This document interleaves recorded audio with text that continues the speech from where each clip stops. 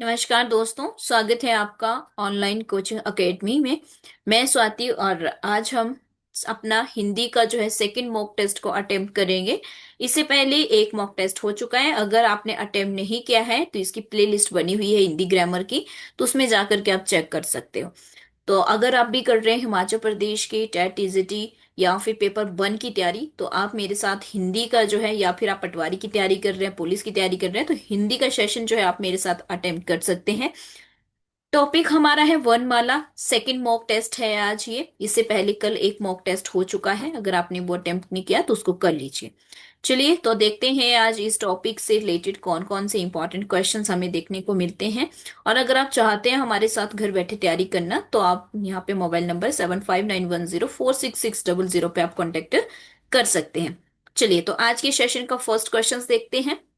वर्णमाला से रिलेटेड है। वर्णमाला को हमने पूरी तरह डिस्कस कर लिया है। वर्णमाला के अंदर हमने देखा है कि स्वर और व्यंजन पढ़े हैं। स्वर और व्यंजन पढ़े हैं। देन हमने जो है इसमें अलप्राण महाप्राण देखे हैं प्राणत्व के आधार पे। इसके अलावा वायु संवेग के आधार पे भी हमने चीजें देखी हैं। तो काफी कुछ वर्णमाला के अंदर हमने जो है अपना पूरा डिटेल में डिस्कस किया हुआ है। तो क्वेश्चंस की ओर चलते हैं। क्वेश्चन है फ वन का उच्चारण स्थान बताइए। तो जब आप फ को उच्चारण करते हैं या प्रोनाउंस करते हैं, तो उसके जो है प्रोनाउंसिएशन जो है वो कहाँ से आती है। तो आपको पता, प्रोनाउंसिएशन करने के लिए हमारे पास जो उच्चारण स्थान होते हैं, पांच तरह के हमने कल भी देखे थे। लाइक जैसे हमने बात की थी कंठ की, हमने बात की थी तालु की, दंत की, दंतय भी बोल देते हैं इसको, मूर्धा, ओष्ठ। ओष्ठ मतलब होंठ। तो हमें पता है कि यहाँ पे ऑप्शन में भी यही चार ऑप्शन दे रखे हैं, मूर्धा, तालु, कंठ और ओष्ठ। तो यहाँ पे बात करें, कंठ से आती है क वर्ग की, फिर तालु से च वर्ग, देन दंत से त वर्ग, मूर्धा से आपकी आती है ट वर्ग, ओष्ठ से आपकी आती है प वर्ग।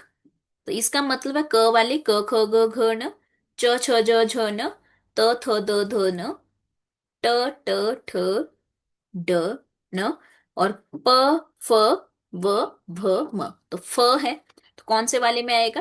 प वाले में। तो मतलब कहां से आएगी? ओष्ठ से। ऑप्शन नंबर डी जो है वो आपका यहाँ पे राइट आंसर हो जाएगा। चलिए तो आपको अच्छे से क्लियर हो गया होगा कैसे हमने किया। नेक्स्ट क्वेश्चन की ओर चलते हैं। अनुनासिक।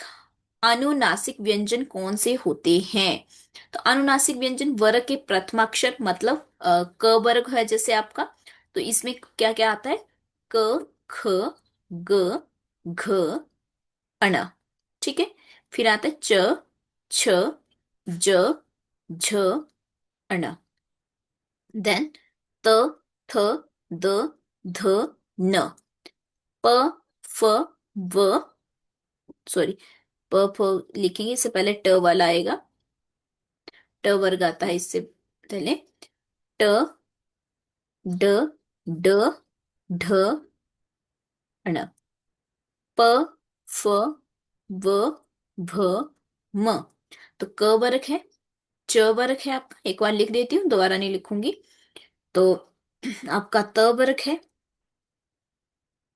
ट वर्ग है, और प वर्ग है। ठीक है।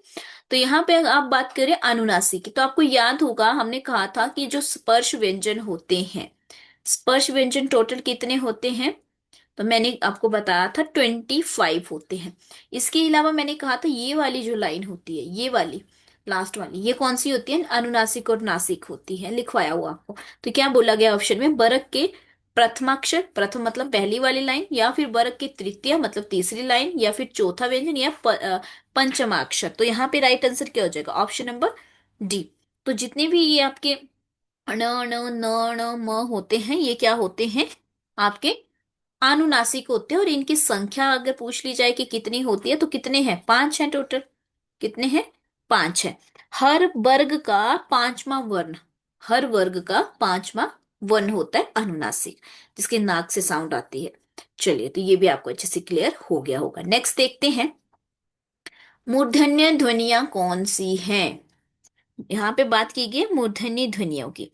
तो जैसे कि आपने अभी थोड़ी देर पहले मैंने ऊपर लिखा था कंठ ध्वनियां होती हैं, फिर तालवी ध्वनियां होती हैं, कुछ फिर मूर्धन्य ध्वनियां होती है। तो यहाँ पे ऑप्शन दे रखा है च छ ज झ, या फिर ऑप्शन नंबर बी ट ठ ड ढ, फिर ऑप्शन नंबर सी त थ द, और ऑप्शन नंबर फोर प फ ब भ म। तो यहाँ पे अगर हम बात करें मूर्धन्य ध्वनियों की तो कौन कौन सी होती है, जैसे री, ट, ठ, ड, ढ, अण, र और श, ये सब कौन सी हैं, मूर्धन्य ध्वनियां हैं। तो यहाँ पे क्या लिख रखा है देखो, ये है ऑप्शन नंबर बी जो है वो बिल्कुल आपका सही हो जाएगा। इसके अलावा दंत ध्वनियां भी होती हैं, औष्ठ्य ध्वनियां होती हैं, कंठ तालव्य ध्वनियां हैं, कंठोष्ठ्य ध्वनियां होती हैं, दंतोष्ठ्य ध्वनियां होती हैं, बहुत सारी अलग अलग ध्वनियां होती हैं। चलिए नेक्स्ट देखते हैं। हिंदी वर्णमाला में घ वर्ण विभाग से आता है, कौन से वाले से, स्वर है, व्यंजन है, अनुस्वार है, या संयुक्त अक्षर। तो देखो अनुस्वार तो होगा नहीं, अनुस्वार आपको पता है कि जो है जिसमें क्या होती है, ऊपर बिंदी दे रखी होती है, अनुस्वार, ठीक है, उसको अनुस्वार बिंदी को कहते हैं। व्यंजन है या फिर स्वर है, तो स्वर भी है नहीं, ये आपको पता है, क्योंकि स्वर जो है आपको पता है कि कितने होते हैं, 11 होते हैं आपके पास, अ आ वाले। तो ये फिर कौन सा है, तो ये क्या है, तो घ जो है वो आपका क्या है, संयुक्त अक्षर भी नहीं है, और क्या है, व्यंजन है। ऑप्शन नंबर बी जो है यहाँ पे वो सही होगा।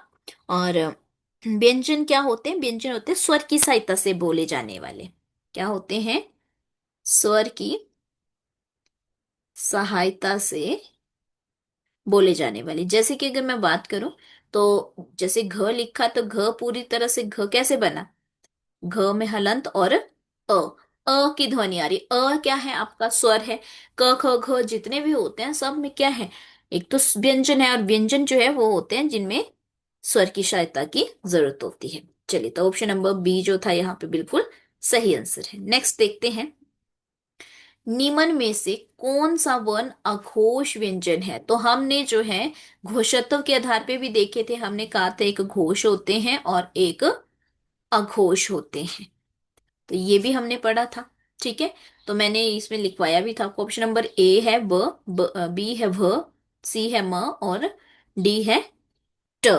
देखते हैं यहाँ पे क्या राइट आंसर आपका रहेगा। तो यहाँ पे ट जो है वो क्या है, अघोष व्यंजन है, जबकि ब भ म जो है वो सब क्या है, सघोष है, ठीक है। चलिए नेक्स्ट देखते हैं, निम्न में से कौन सा वर्ण घोष व्यंजन है। फिर से घोष पूछा गया है, तो यहाँ पे ऑप्शन क्या है, ड, त, थ, प। तो यहाँ पे क्या घोष है, ड, ऑप्शन नंबर ए। तो जिन ध्वनियों के उच्चारण में, यानी कि जब भी हम घोष और अघोष क्या होते हैं थोड़ा सा बता देती हूँ, घोष और अघोष, तो जिन भी जो वर्ण होते हैं जब हम उनको प्रोनाउंस करते हैं तो उनमें क्या होते हैं, कंपन, कंपन अगर हो रही है तो घोष है, और कंपन नहीं होती है, कंपन ना हो तो अघोष होता है। तो घोष के अंदर जो है थर्ड, फोर्थ और फिफ्थ होता है, और अघोष के अंदर जो है फर्स्ट और सेकंड होती है, तो आपको याद होगा। इसके अलावा इसमें य, र, ल, व होता है, ठीक है, सघोष होते हैं। इसको घोष भी बोल देते हैं या सघोष भी, दोनों चीजें बोल सकते हैं आप। इसके अलावा जो अघोष या अघोष में क्या होते हैं, त, थ, प, त, थ, प, ठीक है। तो इनमें कंपन नहीं होती और इनमें कंपन होती है। तो अण बोल रहे हैं आप, सॉरी अण कह रही हूँ, ड बोल रहे हैं, ड बोलते हुए आपके मुंह में कंपन हो रही है, इसलिए ऑप्शन नंबर ए जो है वो घोष व्यंजन है। फिर आता है कौन सा वर्ण अघोष व्यंजन है, तो वही अब बात कर रहे हैं हम अघोष की। तो ल जो है वो क्या है, ल तो घोष है आपका, ठीक है, लेकिन अघोष कौन सा, छ। अण बोलते हुए भी कंपन हो रही है, द, है ना, आप देख रहे हैं यहाँ पे। तो आपको पता है य द ब, य र ल ब जो है, सॉरी, वो सब क्या है आपके घोष है, तो द भी घोष है। और नेक्स्ट देखते हैं, हिंदी की देवनागरी लिपि में कुल कितने वर्ण हैं। तो देवनागरी लिपि में पूछे गए हैं इस बार। तो देवनागरी में आप सब जानते हैं कितने होते हैं। देवनागरी जो है वो क्या है आपकी, जिसमें सब संस्कृत वगैरह सब चीजों के, नेपाली वगैरह के, कुछ फारसी सब इंक्लूड किए गए हैं। तो कितने हैं, 52 है, जिसमें आपके स्वर व्यंजन भी आ जाते हैं, अंतस्थ व्यंजन भी आ जाते हैं, संयुक्त व्यंजन भी आ जाते हैं, एक्सेट्रा। सब मिला करके 52 होते हैं, आपको पता होगा, जिसमें 11 स्वर आते हैं। फिर दो आपके अयोगवाह आते हैं। 33 आपके मूल व्यंजन आते हैं। और दो आपके जो है द्विगुण व्यंजन आते हैं, द्विगुण व्यंजन। और दो ही आप, सॉरी, चार आपके जो है संयुक्त व्यंजन आते हैं। तो इन सबको मिला करके, इन सबको मिला करके टोटल कितने हो गए? ये हो गए टोटल आपके 52, 52 वन, 52 वन हो गया आपके। तो ऑप्शन नंबर ए जो था वो सही आंसर था। नेक्स्ट देखते हैं, हिंदी की देवनागरी लिपि में कुल कितने स्वर है? स्वर की बात की जा रही है हिंदी की देवनागरी लिपि में, तो आपको पता है कि कितने? 11 है। अगर मात्राएं पूछते तब 10 होती, ठीक है। तो स्वर जो है वो सॉरी, स्वर जो है वो कितने हैं? तो 11 होते हैं आपके। कौन कौन से? अ, आ, ई उ री, ए ऐ ओ, औ तक। नेक्स्ट देखते हैं,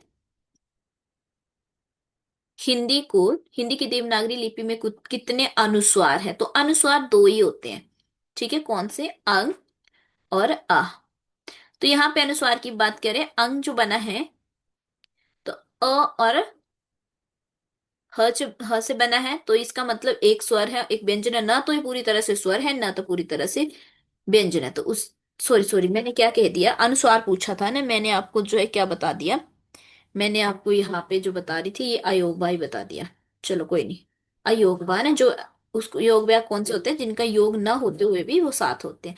लेकिन यहाँ पे प्रश्न में क्या पूछा गया? अनुस्वार पूछे गए। तो अनुस्वार जो है वो कितने हैं? एक ही है। कितने हैं? एक ही है। हिंदी देवनागरी लिपि के अनुसार अनुस्वार की संख्या जो है वो एक ही है। तो ये भी आपने ध्यान में रखना है। बाकी कमेंट करके आपने बताना है कि कौन सा अनुस्वार होता है, ठीक है। अनुस्वार जो है वो कौन सा है? तो एक है, लेकिन कौन सा है? तो ये आपने कमेंट करके बताना है। तो आई होप कि आज का सेशन आपको अच्छा लगा होगा, और आपने अच्छे से जो है काफी क्वेश्चन जो है वर्णमाला के डिस्कस कर लिए हैं। अब जो है वर्णमाला का एक सेशन और आएगा आपको। देन उसके बाद जब जो लाइव स्टूडेंट लाइव सेशन लगवाते हैं, मतलब जो पेड कोर्सेज वाले स्टूडेंट हैं, जब उनका नेक्स्ट टॉपिक होगा, संधि नेक्स्ट टॉपिक होगा, तो उस टाइम आपको फिर संधि से रिलेटेड क्वेश्चन मिल जाएंगे। तो अभी हमने वर्णमाला किया हुआ है, तो हम उसी को प्रैक्टिस कर रहे हैं अच्छे से। तो ये सेकंड मॉक टेस्ट है हिंदी का। थर्ड मॉक टेस्ट भी आपको जल्दी ही मिल जाएगा हिंदी का। तो इस तरह से अगर आप डेली हमारे साथ प्रैक्टिस करते रहेंगे, तो आप जो है अपने जो भी टॉपिक आप पढ़ते हैं उसके बाद आपकी अच्छे से प्रैक्टिस होती रहेगी। तो थैंक यू सो मच, मिलेंगे अगली क्लास के अंदर। Thank you so much.